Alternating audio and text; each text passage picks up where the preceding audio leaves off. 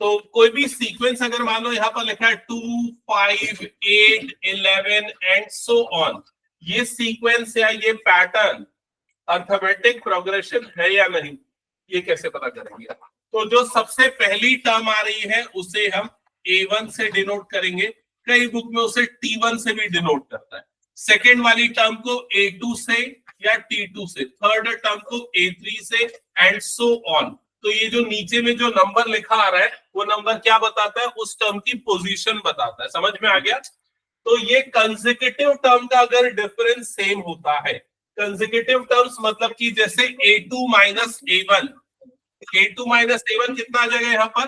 5 minus 2, 5 minus 2 कितना होता है? 3। फिर A3 minus A2, third minus second, तो थर्ड टर्म है 8 और सेकेंड टर्म है 5, डिफरेंस आ गया 3। A4 माइनस A3, तो फोर्थ टर्म है 11 और थर्ड टर्म है 8, डिफरेंस अगेन आ गया 3। तो अगर ये डिफरेंस सेम आता है तो जो गिवन सीक्वेंस है वो AP है। तो ये समझ में आ गया AP है या नहीं, वो कैसे पहचानते हैं।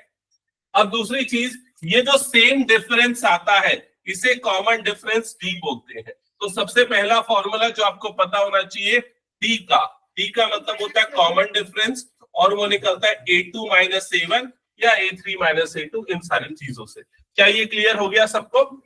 ओके। अब अगली चीज ये है कि अगर मान लो मुझे सेकेंड टर्म चाहिए, बना इधर कर लो, फर्स्ट टर्म A1 को जनरली A से शो करते हैं, सेकेंड टर्म अगर चाहिए तो फर्स्ट टर्म में D कॉमन डिफरेंस ऐड कर देते हैं, तो वो क्या बन जाता है? A+2। थर्ड टर्म में निकालने के लिए सेकेंड टर्म में फिर से D ऐड कर देंगे, तो कितना हो जाएगा? वो A+2D। वैसे ही फोर्थ टर्म क्या होगी? A+3D। और इसी पैटर्न को अगर आप लोग समझ रहे हो तो ये बताओ कि 10th टर्म को किससे डिनोट करेंगे? A+9D। इसी पैटर्न को समझ के हम जनरल टर्म का फॉर्मूला बनाएंगे। जनरल टर्म का फॉर्मूला होता है AN is equal to A+n-1 into D। ये जनरल टर्म या जिसे हम क्या बोलते हैं nth टर्म का फॉर्मूला है। क्या ये क्लियर? तो यहाँ AN क्या बताता है? AN बताता है nth पोजीशन में आने वाली टर्म। A क्या होता है? First term. D क्या होता है? Common difference. ये समझ में आ गया? जैसे अगर इसी पैटर्न के लिए मैं पूछूं कि ये बताओ 15th टर्म कौन सी है, 15th टर्म कौन सी है, तो n की वैल्यू हम यहां पर क्या ले लेंगे? 15। तो यहां पर ये क्या हो जाएगा? A15, 15th term. यहां पर स्मॉल a की जगह पे क्या आएगा? फर्स्ट टर्म, जो कि इस सिचुएशन में कितना है? 2। तो स्मॉल a की जगह पे आ जाएगा 2 प्लस n-1, तो क्या आएगा n की जगह पे? 15 माइनस 1। और d, तो कॉमन डिफरेंस की वैल्यू जो हमने निकाली है वो कितनी है? 3। इन सबको सिंप्लीफाई कर लो और आपको मिल जाएगा 15th टर्म। ये समझ में आ गया सबको? क्या चीज? ये AN is equal to A+n-1 into D, ये nth टर्म का फॉर्मूला है, मतलब n नंबर वाली पोजीशन में आने वाली टर्म का। जैसे अगर मैं बोलूं कि इसकी पांचवी टर्म कौन सी है, तो n की जगह पे क्या पुट कर देंगे हम? 5। समझ में आया? इधर इधर देख, इधर अभी ना, अगर मैं पूछ रहा हूं 15th टर्म कौन सी है, तो n की जगह पे क्या पुट करेंगे? 15। समझा कि नहीं? ठीक है, अभी क्लियर? ओके। तो ये फॉर्मूला सबको क्लियर हो गया। अब इसके बाद नेक्स्ट आते हैं, नेक्स्ट जो फॉर्मूला है वो सम का फॉर्मूला है, तो वो भी मैं यहां पर लिखा देता हूं। SN जो है वो डिनोट करता है sum of first n terms of AP, first n terms of AP। अब ये चीज अच्छे से समझना, अगर कभी आपको S3 लिखा हुआ दिखे, इसका मतलब आप क्या समझोगे? 1, 2 और 3, पहली 3 टर्म का सम। S3 का मतलब होता है A1 plus A2 plus A3। समझ में आया? S4 अगर लिखा है तो उसका क्या मतलब होगा? फर्स्ट 4 टर्म, मतलब A1 plus A2 plus A3 plus A4। क्या ये क्लियर हो गया सबको? ऐसा ही करते हुए अगर मान लो मैं S1 बस लिखूं तो इसका क्या मतलब होगा? S1 का मतलब हुआ सिर्फ फर्स्ट टर्म, तो S1 को हम A1 या फिर A से डिनोट कर सकते हैं। क्या ये समझ में आ गया? और इसी पैटर्न के हिसाब से Sn का मतलब है A1 A2 A3 ऐसा करते हुए n टर्म्स तक का सम। क्या ये क्लियर?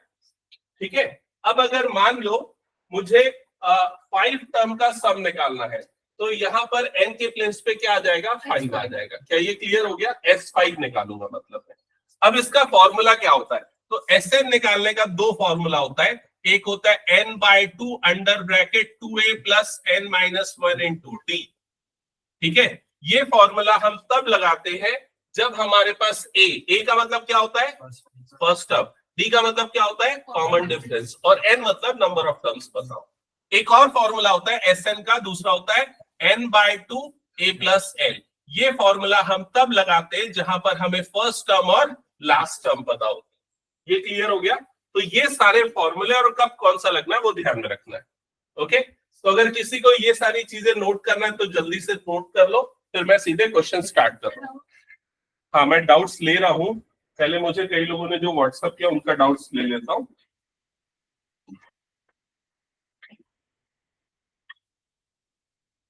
ये हो गया, हटा दूं फिर मैं इसको? चलो स्टार्ट करते हैं। अब सबसे फर्स्ट क्वेश्चन है, नोट करना, जल्दी से नोट करना। The sum of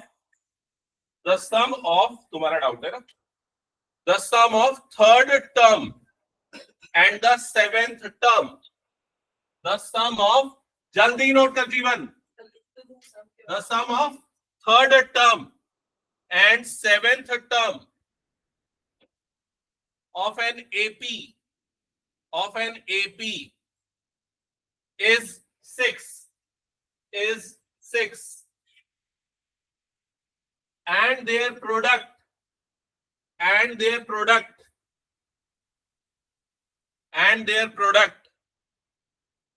is 8 and their product is 8. Find the sum of first 16 terms of AP. Find the sum of first 16 terms of AP. Note किया सबने?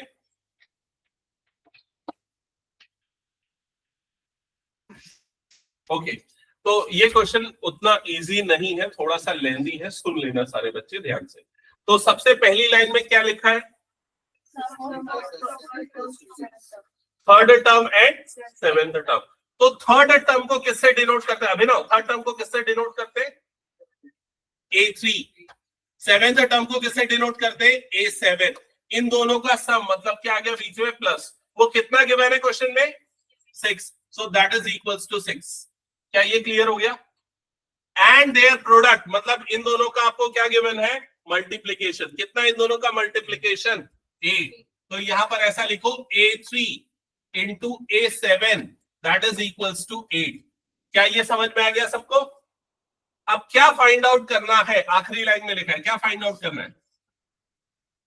Find the sum of 16 terms. मतलब यहां पर आपको find out करना है S16। जब भी सम बोला मतलब S, कितनी टर्म? 16 टर्म। यहां तक क्लियर? ओके, तो S16 निकालने के लिए हमें पता होना चाहिए Sn का फॉर्मूला। तो Sn का दो फॉर्मूला मैंने बताया था, जिसमें पहला वाला क्या है? अभिनव जल्दी बोलो।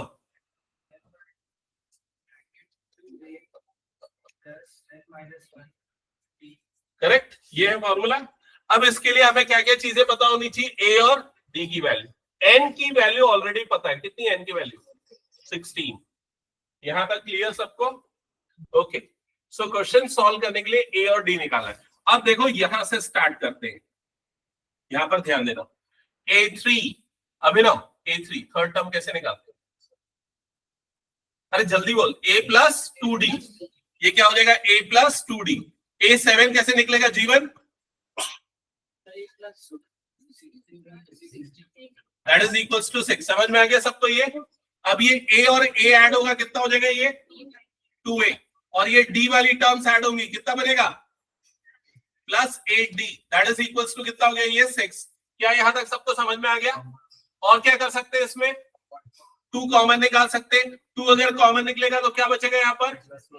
a plus 4d। अलर्ट और बोलो, आंसर करो। a प्लस 4d बचेगा दैट इज इक्वल्स टू कितना हो गया 6। अब ये 2 जाएगा अपॉन में, तो 6/2 ये कितना हो जाएगा 3। और इधर पे क्या हो जाएगा a प्लस 4d। तो a प्लस 4d की वैल्यू आ गई 3। आ गया सबका यहां तक? इक्वेशन नंबर 1 ले लिया हमने इसे। यहां तक हो गया सबका? हो गया। नेक्स्ट सेकेंड इक्वेशन के लिए यहां से स्टार्ट करते हैं। ये क्या गिवन है? a3 into a7। Again a3 की वैल्यू पुट करेंगे, तो a3 की जगह पे क्या पुट करेंगे? a plus 2d। तो लिखो जल्दी से, a3 की जगह पे a plus 2d into a7 की जगह पे क्या रखेंगे? a plus 6d। लिखो a7 की जगह पे a प्लस 6d। क्या हुआ जीवन, क्या पूछना है बोल? समझ में आ रहा है ना? लिख रहे हैं ना? हाँ, यहां तक हो गया सबका। अब देखो प्रॉब्लम क्या है, यहां पर ये वाली जो इक्वेशन आपको दिख रही है काफी डिफिकल्ट है, दिख रहा है कि नहीं है? तो यहां पर मल्टीप्लीकेशन के फॉर्म में ये लीनियर इक्वेशन नहीं है। लीनियर मतलब समझ रहे हो ना, जब ये मल्टीप्लाई करोगे तो ए स्क्वायर वाली टर्म आ जाएगी यहां पर। ओके, तो उसको सिंप्लीफाई करने के लिए ना पहले मैं यहां से ए की वैल्यू निकाल लेता हूं इक्वेशन नंबर 1 से। तो इक्वेशन 1 से देख के बताओ ए की वैल्यू क्या आएगी? 3 माइनस 4d। ये 4d उधर जाएगा तो a की वैल्यू हो जाएगी 3 माइनस 4d। और ये जो a की वैल्यू हमने निकाली है उसे यहां पर पुट कर देंगे। समझ में आ रहा है कि नहीं? a की जगह पे चलो जल्दी पुट करके बताओ क्या हो जाएगा। ये a की जगह पे ये आएगा 3 माइनस 4d, और ये वाला टर्म आ गया, फिर क्या आ गया? Plus 2d। समझ गए ना सभी क्या कर रहा हूं मैं? नेक्स्ट ब्रैकेट में क्या आएगा? अभिनव क्या आएगा नेक्स्ट ब्रैकेट में? 3 माइनस 4d और आगे उसके बाद plus 6d that is equals to क्या हो जाएगा 8। क्या यहां तक क्लियर? ओके सिद्धि, आगे बताओ क्या करेंगे? ये वाले ब्रैकेट में अब क्या करेंगे? ये दोनों टर्म सिंप्लीफाई होंगी। कितना बनेगा ये? 3 माइनस 2d। और सेकेंड वाले ब्रैकेट में सिमिलर वे में क्या हो जाएगा बताओ? ये क्या हो जाएगा? 3 प्लस 2d। क्या ये समझ में आ रहा है? दैट इज इक्वल्स टू कितना हो गया 8। क्या ये सबको क्लियर है?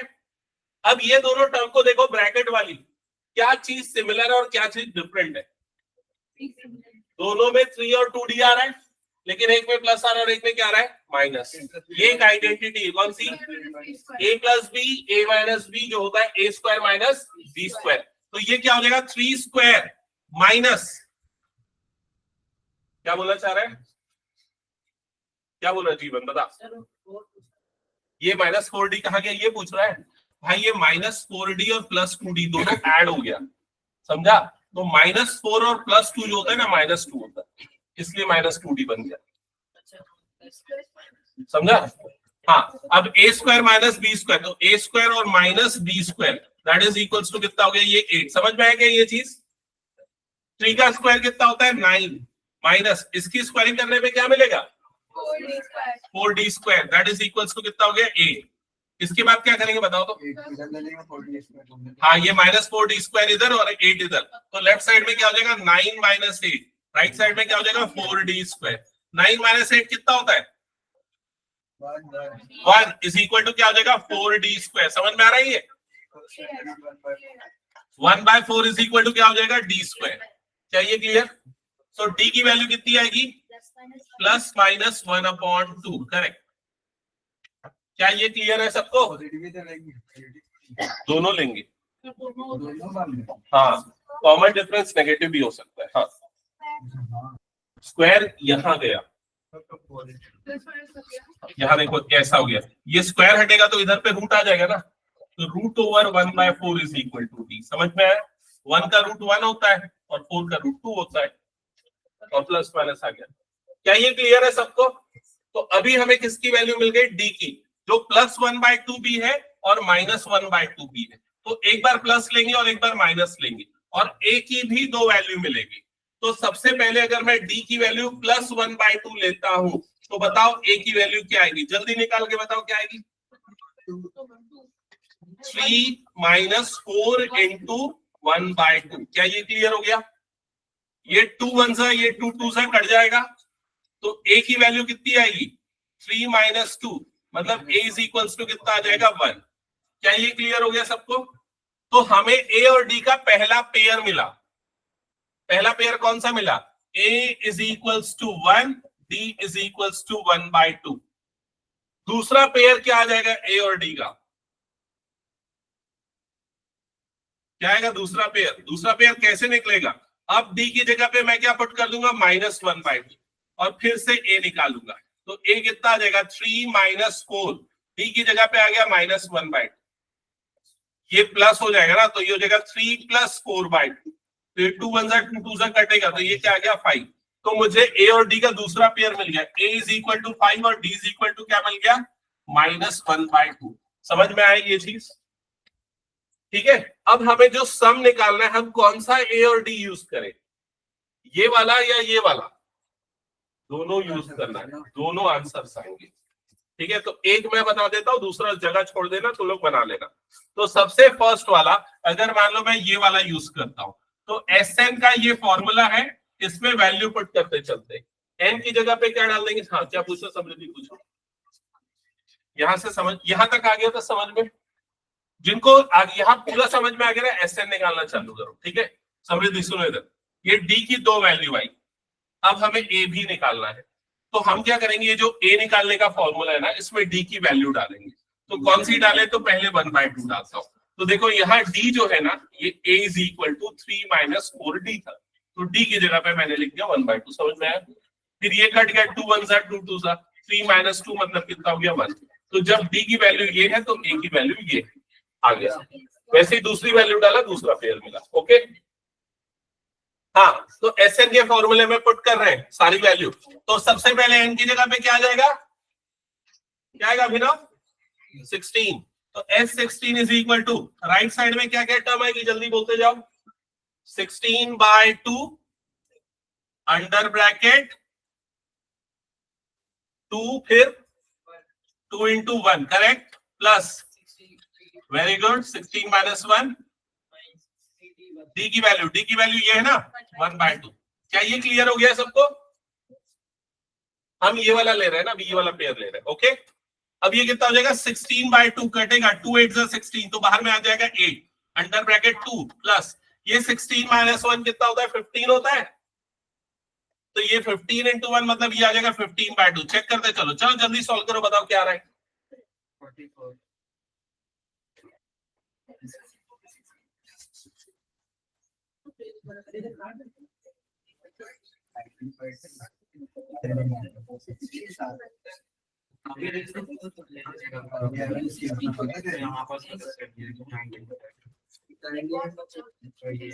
76 आ रहा है मेरा, तो 76 आया। अब चेक कर लो, किसी को डाउट है तो। जिनका आ गया वो सेकंड वाला पार्ट स्टार्ट कर दो जल्दी से।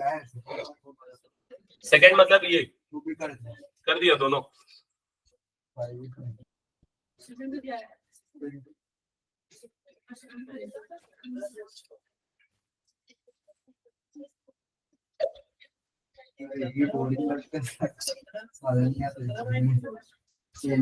मेरे को तो अच्छा लगता है।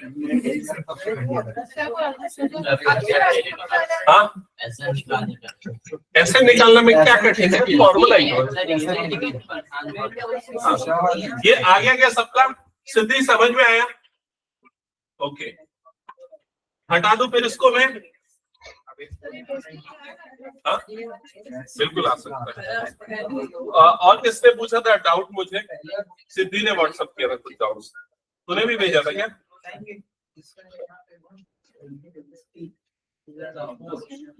तेरा डाउट क्वेश्चन है, 1 मिनट का, पहले मैं जो व्हाट्सएप वाले उसको ले लेता हूँ।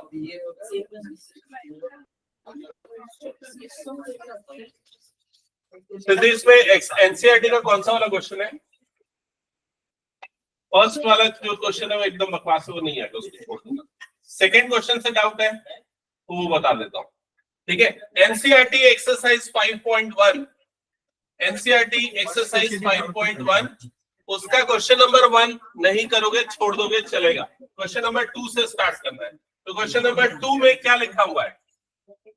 क्वेश्चन नंबर 2 में लिखा है right first 4 terms of AP. आपको फर्स्ट 4 टर्म्स बतानी है एपी की, जिसमें ए की वैल्यू गिवन है 10 और डी की वैल्यू भी गिवन है 10। ये फर्स्ट पार्ट है। इधर पे ध्यान देना सिद्धि, ये वाले में डाउट है क्या? ये हो गया है, इसके ऊपर वाले में डाउट था। हो गया, ओके ठीक है, तो छोड़ देता हूँ। नेक्स्ट जो तुम्हारा डाउट था स्कूल के टेस्ट वाले क्वेश्चंस, वो एक बार डिस्कस कर लेते हैं। तो क्वेश्चन नोट करो। डेटा बता दो ना। क्या? नहीं, मैं डेटा बताऊंगा तो फिर तुम लोग समझ नहीं पाओगे ना, मतलब कई बच्चे समझ नहीं पाएंगे, इसलिए बोलो। Right an AP whose terms represents the number of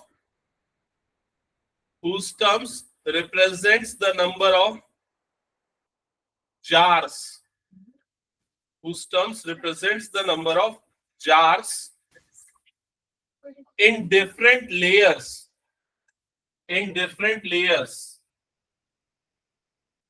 starting from the top,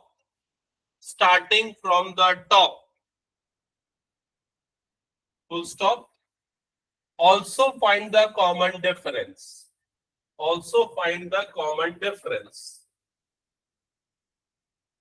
note कर लिया? तो ये फर्स्ट क्वेश्चन है। अब इस क्वेश्चन के पहले ना एक केस स्टडी वाला पूरा फिगर गिवन है, जिस फिगर में ना टॉप रो में 3 जार्स है, उसके नीचे वाले रोज में 1 2 3 4 5 6 जार्स है, उसके नीचे वाले रो में 3 3 6 3 9 जार्स है। 1 2 3 4 5 6 7 8 9। समझ में आ रहा है ये चीज? तो ये टॉप रो में 3, उसके बाद वाले रो में 6 और उसके बाद वाले रो में 9 जार्स है। अब जो फर्स्ट क्वेश्चन आपने जो लिखा, क्या लिखा पढ़ो एक बार, क्या लिखा? Write an AP whose terms represents the number of jars in different layers. तो फर्स्ट लेयर में कितने जार्स हैं? 3। सेकेंड लेयर में कितने जार हैं? 6। थर्ड लेयर में कितने जार हैं? 9। क्या ये समझ में आ गया? और इसका कॉमन डिफरेंस भी निकालना है, तो डी की वैल्यू क्या हो जाएगी? 3। क्या ये क्लियर है सिद्धि? सेकेंड पार्ट है इस क्वेश्चन का, is it possible to arrange 34 jars in the layer if this pattern is continued? क्यों नहीं? अगर ये पैटर्न कंटिन्यू होता है तो क्या किसी लेयर में 34 जार्स आएंगे? Yes or no? No. Justify your answer.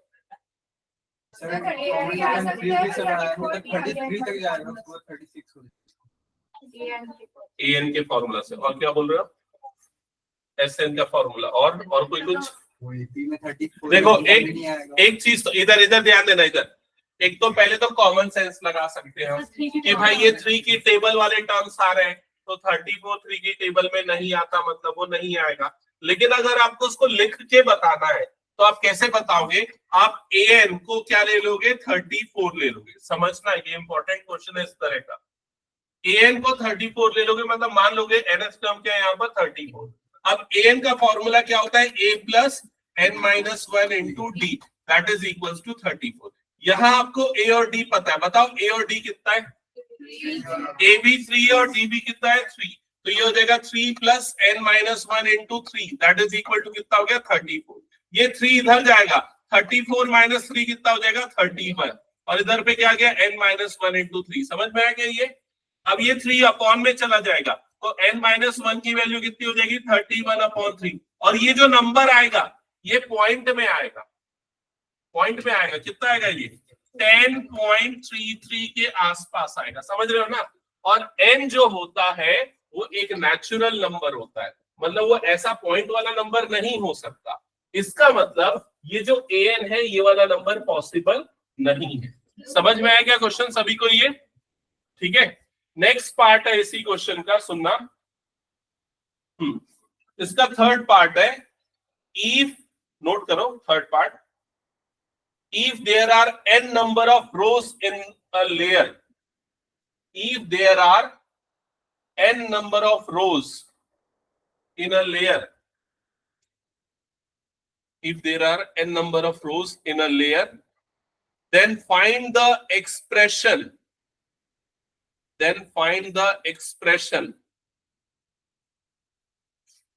for finding total number of jars And in terms of n.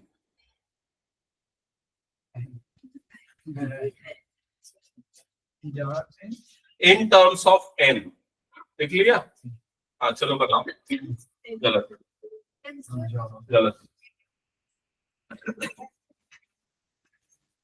पहले तो क्वेश्चन समझो. तुम लोग के आंसर पे मत भागो. प्रॉब्लम समझो कि प्रॉब्लम क्या पूछ रहे हो. एसएन का फॉर्मूला लगाना है और एसएन का फॉर्मूला में ए और डी पुट कर देना है. समझ में आया क्या बोल रहे हो? अगर उस ये जो पूरा सीक्वेंस चल रहा है जार्स का, अगर उसमें n रोज है, ठीक है, तो number of jars up to n rows आपको बताना है. मतलब क्या बताना है? एसएन का वैल्यू बताना है. कुल मिला के कितने जार्स होंगे पूरे n रोज को मिला के. तो यहां पर आप क्या करोगे? एसएन का फॉर्मूला यूज करोगे. क्या होता है एसएन का formula? n/2 under bracket 2a plus n-1 into D. समझ में आया? और उसने ये भी लिखा है इन टर्म्स ऑफ n बताना है. मतलब n की जगह पे n रहने दो, सिर्फ किसकी वैल्यू डाल दो? a की वैल्यू और d की वैल्यू. तो क्या है a और d की वैल्यू? 3 पुट कर दो. तो क्या हो जाएगा? n/2 2 into 3 plus n-1 into 3. Simplify करो कितना आएगा ये? 6 प्लस इधर ब्रैकेट खुलेगा तो कितना हो जाएगा ये? 3n-3. तो ये हो जाएगा n/2, ये वाला +6 और ये वाला -3 कितना बन जाएगा? 3. तो ये हो जाएगा 3 + 3n. समझ रहे हो ना? अब क्या कॉमन निकल जाएगा बताओ न्यूमरेटर से? 3. तो क्या बच जाएगा यहाँ पर? 1 + n. ऐसे ही होगा. तो ओवरऑल एक्सप्रेशन ये क्या बन जाएगा? 3n/2 under bracket n + 1. समझ में आए? ये Sn हो गया. Sn मतलब total number of jars up to n rows. ठीक है? समझ में आया क्या बोल रहा था क्वेश्चन में? अब क्वेश्चन यहां खत्म नहीं हुआ था. जो मैंने लिखा है ना, आखिरी एक और लाइन थी उसमें. Hence find S8.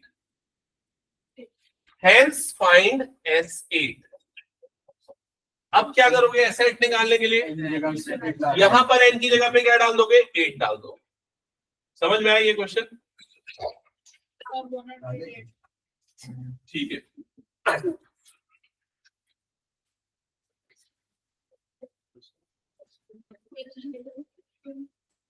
ये हो गया सबका.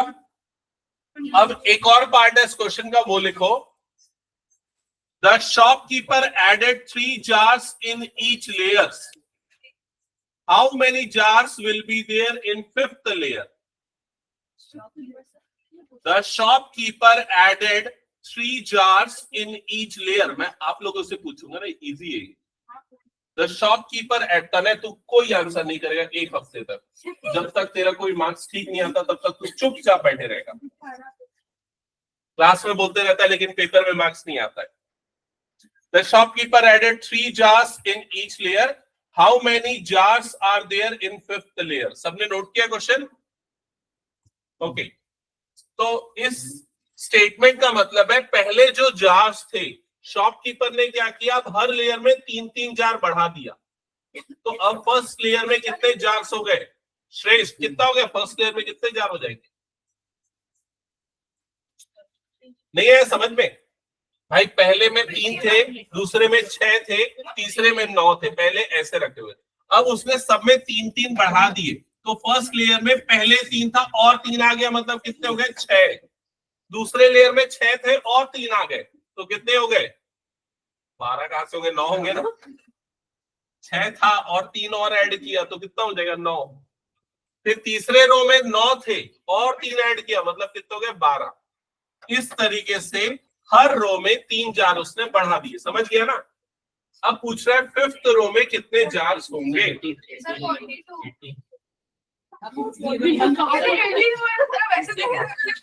इसको तो देखो ऐसे ही पैटर्न से निकाल सकते हो ना। 6, 9, 12, अगले में कितना होगा 15, उसके बाद वाला कितना हो जाएगा 18, ऐसे निकाल सकते हो। समझ में आया कि नहीं? हाँ हो गया। ये सबको क्लियर हो गया क्या? चलो ठीक है। और किसी के डाउट्स हैं? हाँ चलो पूछो, क्या पूछ रहे हो? हाँ कौन सा क्वेश्चन में था?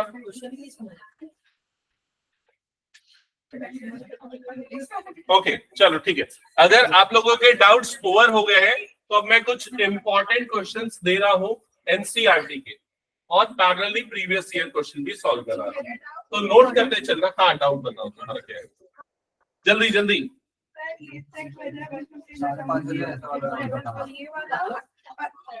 हाँ क्वेश्चन सुनो, नोट करो ध्यान से। Check whether -150, check whether -150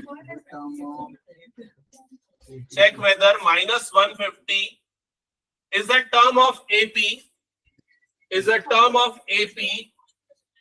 11, 8, 5, 2 and so on.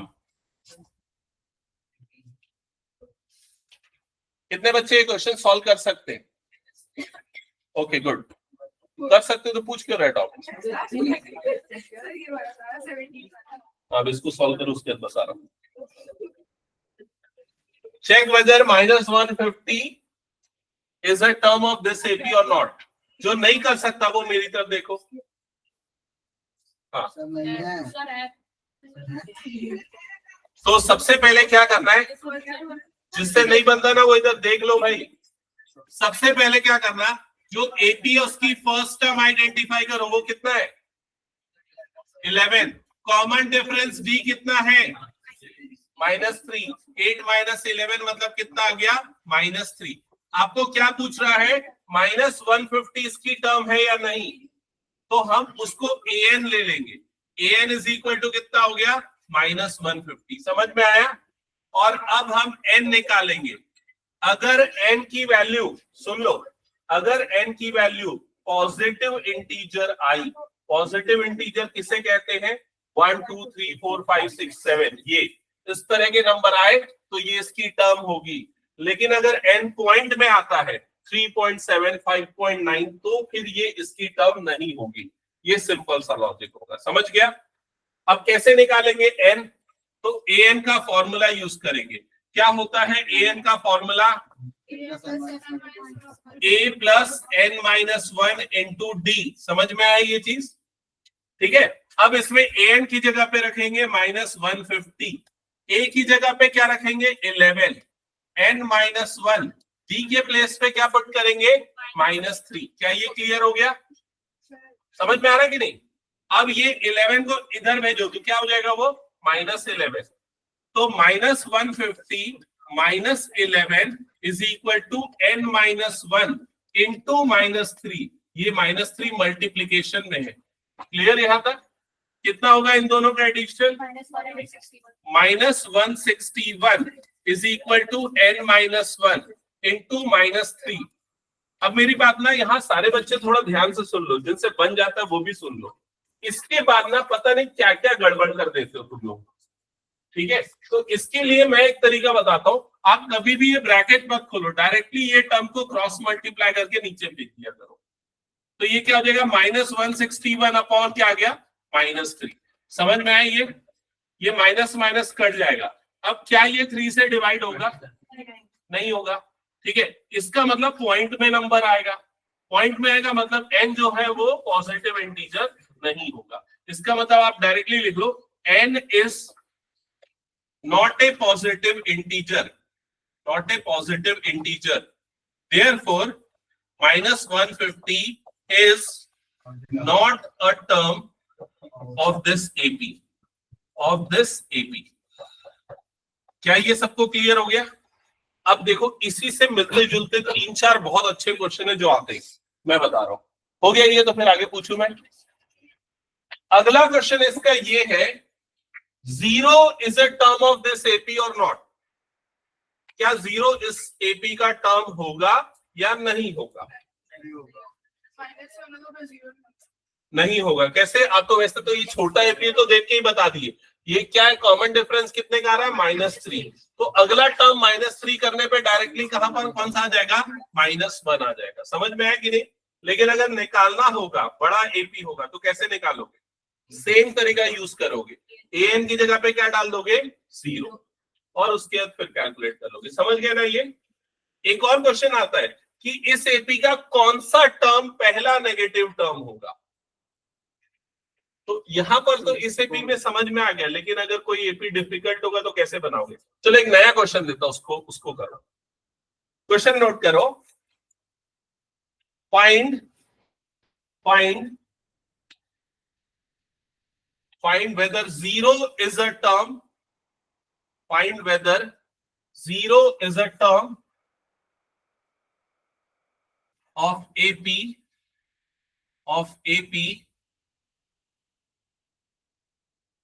107, 104, 101 and so on. Find 0 is a term of this AP or not. ठीक है? फिर उसके इसी में आगे एक और पार्ट है, also find the first negative term of this AP. The first negative term of this AP. अब ये तुम लोग सॉल्व करोगे, मैं नहीं करूंगा। अगर कुछ हिंट चाहिए तो मैं हेल्प करूंगा। हाँ पूछ।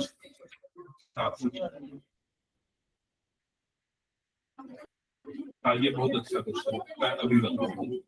ठीक है?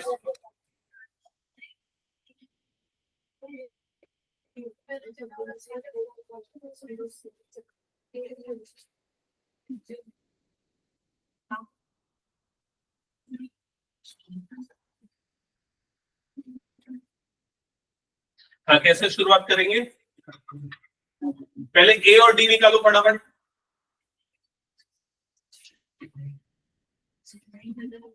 क्या निकाला है? गलत निकाला। कितना आएगा डी का वैल्यू?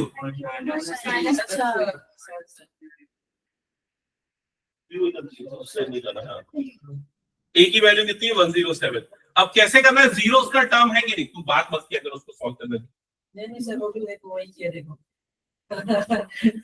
इसीलिए बोलता हूँ। 10 तुम लोग का पेपर चेक किया ना? 104 माइनस 107। अरे वो पुराना पड़ा हुआ था।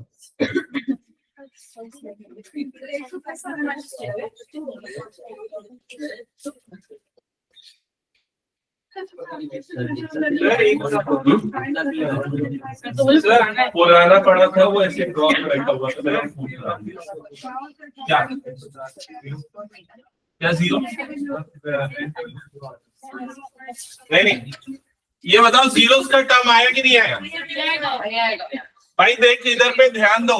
सबसे पहले a is equal to 107, d is equal to -3 और an की वैल्यू लेंगे 0 और फिर निकालेंगे n, और n अगर पॉइंट में आया तो 0 इसका टर्म नहीं होगा। कितने बच्चों ने यहां तक सॉल्व करके n निकाल लिया है? निकाल लिया ना? पॉइंट में आ रहा है ना? हाँ ठीक।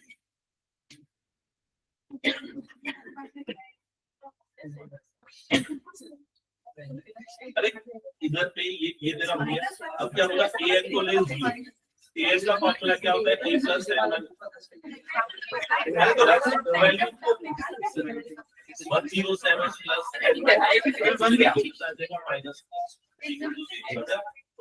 -107। सेकेंड पार्ट भी बनाना है ना इसका। 107 तो n माइनस 27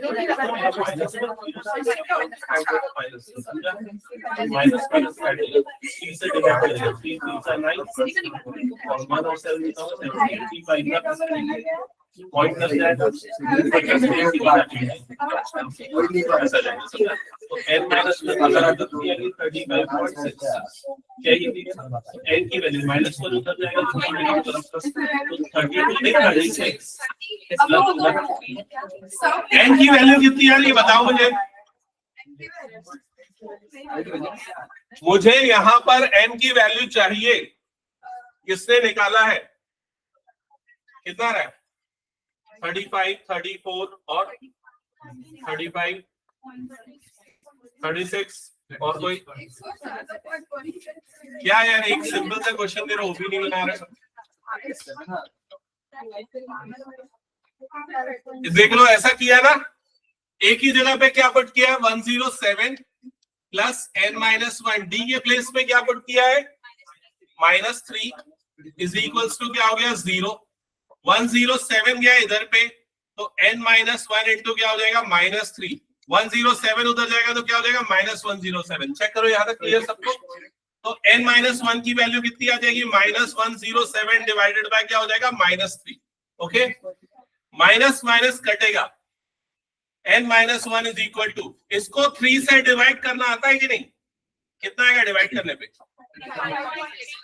35.66 ऐसा आएगा डिवाइड करने पे। तो n-1 हो गया 35.66।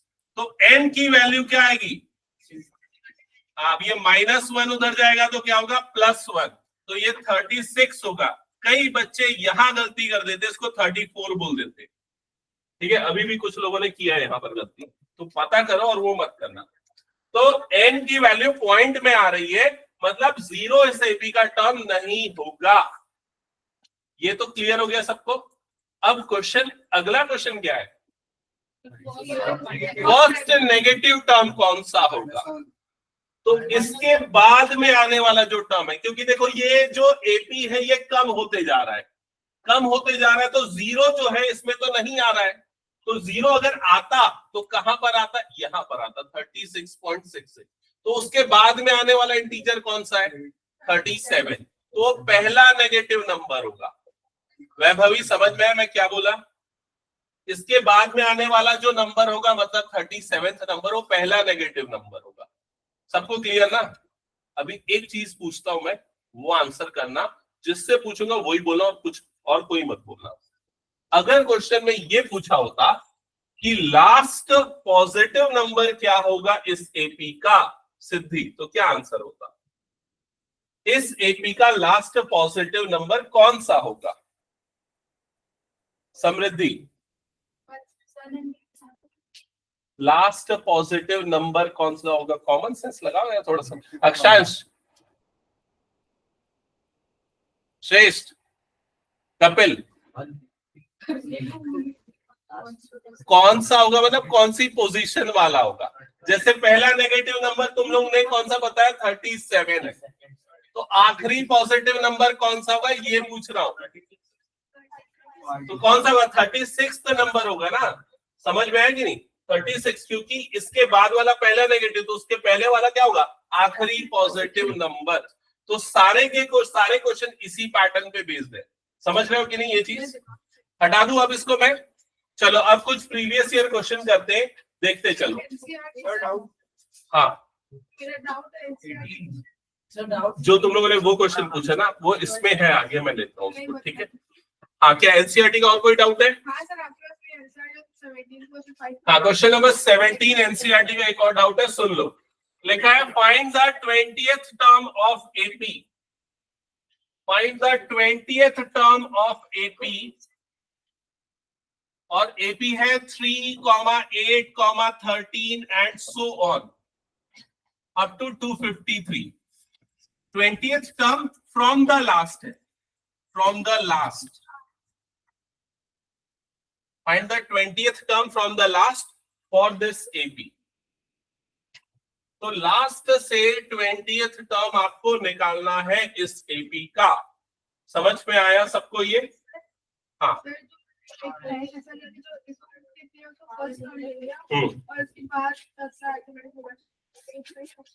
बस वैसे ही करना है। हाँ, तो इसको करने का इजी तरीका ये है, बिना फॉर्मूले के, कि आप क्या करो, जो आखिरी टर्म है उसको पहला टर्म ले लो a, तो a की वैल्यू कितनी हो गई? 253। समझ में आया पहला लॉजिक?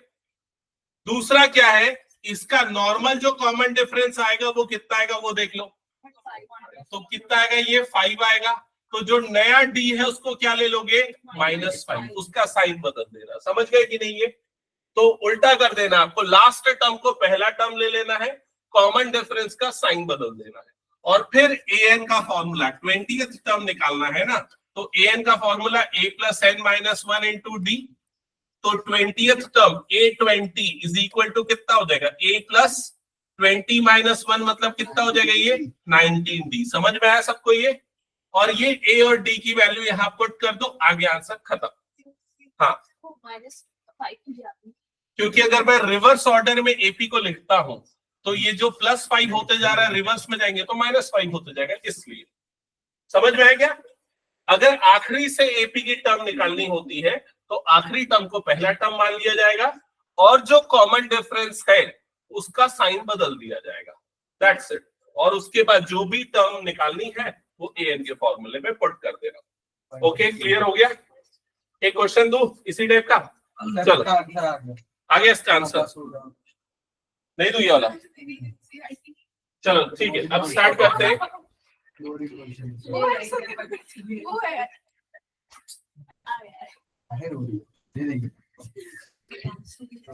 हाँ चलो जल्दी से क्वेश्चन स्टार्ट करो। हाँ कई सारे बुक के क्वेश्चन है, आगे सॉल्व करते हैं। अब शशांक बिल्कुल बात नहीं करना है, तेरे को अपना क्वेश्चन सॉल्व करना है। इस टाइम पे जितना कर सकता है कर सॉल्व, ठीक है? और मनाही तुमको क्या करना है, सॉल्व करना है कि नहीं क्वेश्चन?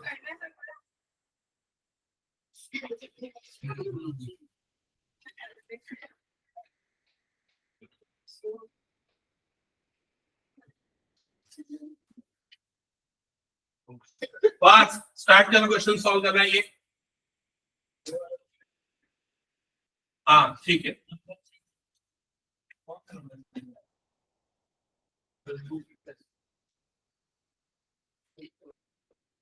ये जिससे नहीं बनेगा वो मुझसे पूछ लो, जिससे बन जाएगा वो आंसर निकाल के आगे सॉल्व करना स्टार्ट करो। फर्स्ट हो चुका है और ऊपर वाला क्वेश्चन नंबर 3 कर लिया है। ओके छोड़ना, वो कर लिया उसको छोड़। हाँ नहीं बन रहा। देख क्वेश्चन नंबर 3 में क्या लिखा हुआ है, यहाँ लिखा है p - 1 p + 1 2p + 1, ये सारे के सारे इसमें एपी में 1 मार्क का एक ऐसा क्वेश्चन आना फिक्स है, आएगा ही। तो ऐसे क्वेश्चन को सॉल्व करने का सिंपल तरीका है, जो 3 टर्म दिया हुआ है उसे a1 a2 और a3 मानो। समझ में आ गया ये चीज? अब अगर कोई भी टर्म्स एपी में होती है तो कॉमन डिफरेंस सेम होता है, a2 - a1 का डिफरेंस और a3 - a2 का डिफरेंस ये सेम होता है। समझ में आया कि नहीं ये चीज?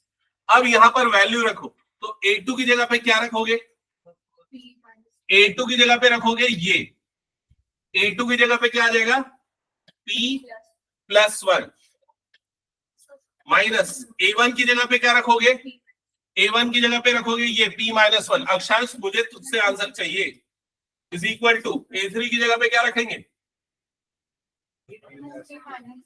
जोर से बोलना, माइनस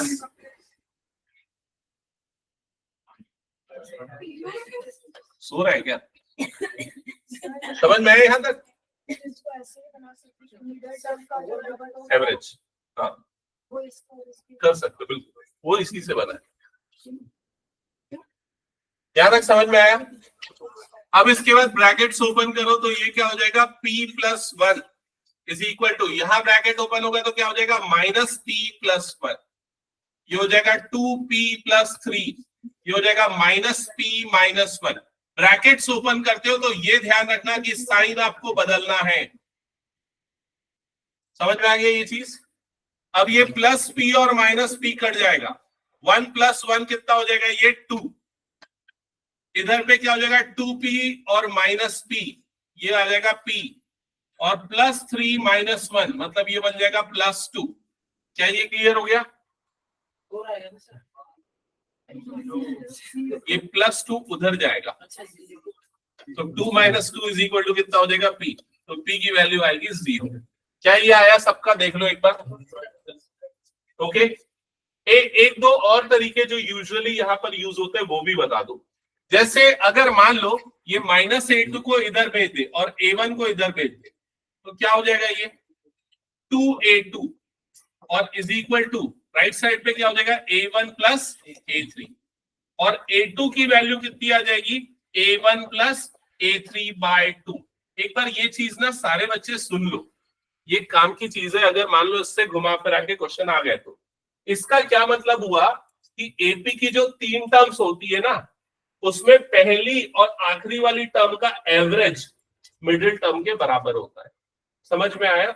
इसी चीज को अर्थमेटिक मीन भी बोलते हैं। मीन का मतलब क्या होता है? Average, arithmetic mean. तो अगर कभी अर्थमेटिक मीन ये वर्ड आ जाए तो आपको उसका मीनिंग पता होना चाहिए। क्लियर सबको ये? ओके, ये सॉल्व करो, क्वेश्चन 35 करो, ये हो गया तो फिर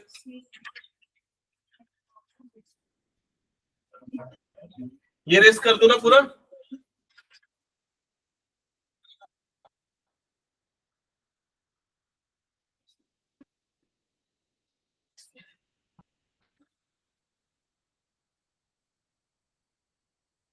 कौन सा पूछ रहा है? 11। ओके, एक और क्वेश्चन जो अभी हमने पी वाला क्वेश्चन किया ना, आई थिंक उसी के जैसा क्वेश्चन है। सुनो इसको। इसमें लिखा है determine k, determine k is equals to question mark if 4k plus 8 2k square plus 3k plus 6 and 3k square plus 4k plus 4 are 3 consecutive terms of AP. Shashank ये लिखो, are 3 consecutive terms of AP. Note किया सबने?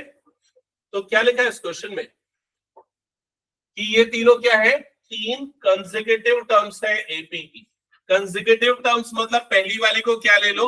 A1, दूसरी वाले को क्या ले लो? A2, और तीसरी टर्म को क्या ले लो? A3। फिर जो अभी हमने फॉर्मूला यूज किया, सेम फॉर्मूला अप्लाई कर दो। समझ में आया ये चीज? कौन सा? A2 minus A1 is equals to A3 minus A2।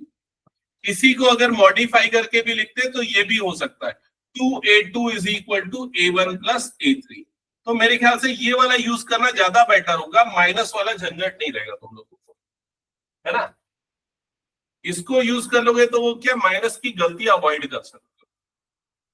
तो ये वाले फॉर्मूले में वैल्यू पुट करते हैं, तो 2A2 की जगह पे क्या आ जाएगा?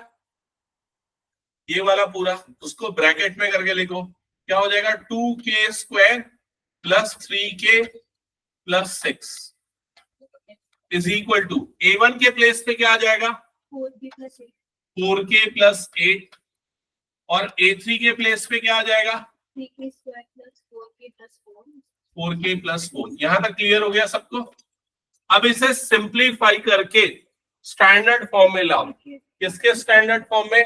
क्वाड्रेटिक इक्वेशन के, क्योंकि ये क्वाड्रेटिक टर्म बन रही है ना k स्क्वायर वाली। सिंप्लीफाई करो उसको।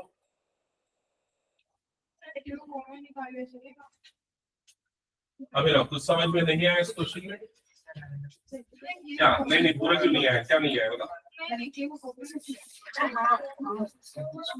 नहीं पहले ये बता, A1 A2 A3 हमने क्यों लिया? ये क्लियर है ना? वो 3 टर्म्स है। फिर उसके नीचे वाला फॉर्मूला समझ में आया? उसके नीचे वाला समझ में आया फॉर्मूला? वो नहीं समझ में आया, वो कैसे पुट किया? देखो जो -A2 है ना, वो -A2 को इधर भेज दे तो क्या हो जाएगा? +A2। समझा? तो A2 + A2 कितना बन जाएगा? 2A2, और -A1 इधर जाएगा तो क्या हो जाएगा? +A1, तो क्या हो जाएगा? A1 + A2। समझा कि नहीं? तो ये फॉर्मूला इसलिए मैं यूज करने बोलता हूँ क्योंकि इसमें ना माइनस नहीं है, तो गलती हुई। अब देखिए, पहला A1 जो है उसको A1 की जगह डाल दे, A3 जो है उसको A3 की जगह डाल दे, तो बस मैंने नंबर पुट किया। समझ में आया कि नहीं?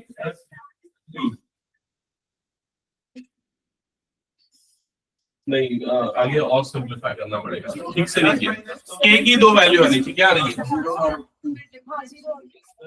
ओके चलो चेक करते हैं। सबसे पहले ब्रैकेट खुलेगा तो ये क्या हो जाएगा 4k square plus 6k plus 12 ऐसे ही होगा। इधर पे क्या हो जाएगा 4k plus 8 plus 3k square plus 4k plus 4 ऐसा हो जाएगा। अब चेक करना यहाँ पर कुछ सिंप्लीफिकेशन होगा क्या?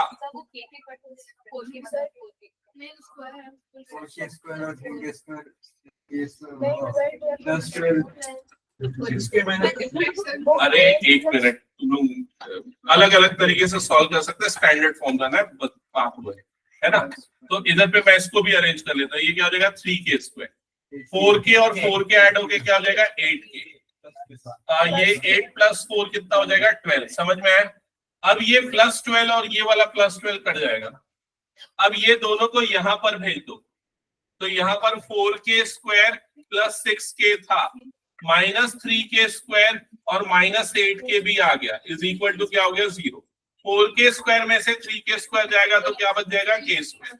6k माइनस 8k कितना हो जाएगा minus 2k is equal to 0। समझ में आया? अब इसके बाद ना k कॉमन निकालो तो क्या बच जाएगा k minus 2 is equal to 0। अब दोनों को एक एक करके 0 करो। एक बार k को 0 करोगे, एक बार k माइनस 2 को 0 करोगे तो k की एक वैल्यू 0 और दूसरी वैल्यू कितनी आ जाएगी 2। क्या ये क्लियर हो गया सबको? ठीक है, तो ये क्वेश्चन भी उसी टाइप का था जो हमने p वाले क्वेश्चंस बनाए थे। ठीक है, चलो आज मैं एंड कर रहा हूँ क्लास। अगली क्लास में सॉल्व करके लाना तुम लोग, ठीक है। और कुछ बच्चे तो यहीं पर तू रुकेगा और सॉल्व करेगा, पूरे एपी ढंग से सॉल्व करेगा, मैं चेक करूंगा। और कौन रुकेगा? तू भी रुकेगा अक्षर, बैठ के सॉल्व कर, या तो यहीं बैठ जाना, ठीक है। और कौन करेगा? अभिनव, हाँ तू भी, ठीक है। एक काम करना, शौर्य और जीवन तुम दोनों एक साथ सॉल्व करना, तनय और अभिनव तुम दोनों सॉल्व करना एक साथ, ठीक है। तनय, अभिनव और अक्षर। और जीवन कोई भी 6:30 के पहले नहीं जाएगा ना, मेरी 6:30 बजे क्लास खत्म होगी उसके बाद ही जाना। नहीं, और शायद और शेष तुम दोनों भी रुकोगे, कपिल रुकेगा, तुम दोनों रुक जाना, समृद्धि रुकोगे, रुक के बैठ के सॉल्व करो। घर में पढ़ाई नहीं करना तुम, मार्क्स नहीं आया, सीरियसली पढ़ाई करो और सॉल्व करो और डाउट करो, ओके। अब बनाइए टेस्ट दो।